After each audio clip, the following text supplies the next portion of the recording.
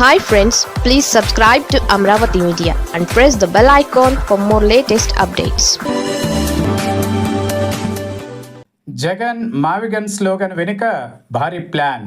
YCP అధినేత వైఎస్ జగన్ కొత్త నినాదాన్ని కోస్తాంధ్ర ప్రజలు ఎంతవరకు విశ్వసిస్తారన్నది ప్రశ్న.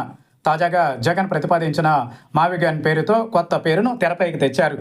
మచిలీపట్నం, విజయవాడ, గుంటూరును కలుపుతూ రాజధాని నిర్మాణం సాగాలని, ఖర్చు లేకుండా రాజధానిని అభివృద్ధి చేయవచ్చని చెప్పారు.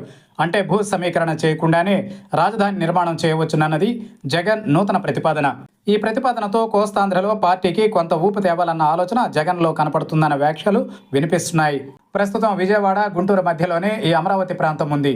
జగన్ కూడా 2019కి ముందు అసెంబ్లీలో మద్దతు ఇచ్చినప్పుడు విజయవాడ, గుంటూరు మధ్యలో ఉన్న ఈ ప్రాంతానికి తన మద్దతు ప్రకటించారు. అమరావతి రాజధాని అంటే గుంటూరు, విజయవాడ కూడా ఆ మేరకు ప్రయోజనం కలుగుతుంది. అవి కూడా రాజధానిలో భాగం కిందే లెక్క. చంద్రబాబు ప్లాన్ కూడా అదే. కానీ జగన్ కొత్త ప్రతిపాదనలో కొత్తదనం ఏముందన్నది అర్థం కాకుండా ఉంది. అమరావతిలో లక్షల కోట్లు ఖర్చు పెట్టకుండా ప్లాన్ బి తాము ఇచ్చినట్లు జగన్ చెప్పుకున్నారు.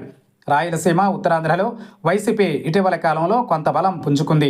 కూటమి ప్రభుత్వంలో లోపాలు కావచ్చు, ఎమ్మెల్యేలపై వ్యతిరేకత కావచ్చు, జగన్ పార్టీపై కొంత సానుకూలత ఉందని జగన్ అంచనా వేసుకుంటున్నారు. కానీ కోస్తాంధ్ర, ముఖ్యంగా కృష్ణా, గుంటూరు జిల్లాల్లోనూ, పశ్చిమ గోదావరి జిల్లాలోనూ పార్టీ ఇంకా పుంజుకునే పరిస్థితి కనిపించడం లేదు. అందుకే జగన్ మావిగాన్ నినాదం అందుకున్నారన్న వాదన వినపడుతోంది. మరి మావిగాన్ జగన్ పార్టీని కోస్తాంధ్ర ప్రజలు ఏ మేరకు విశ్వసిస్తారన్నది కాలమే తేల్చనుంది. జగన్ కొత్త ప్రతిపాదనపై సోషల్ మీడియాలో సెటార్లు వినిపిస్తున్నాయి.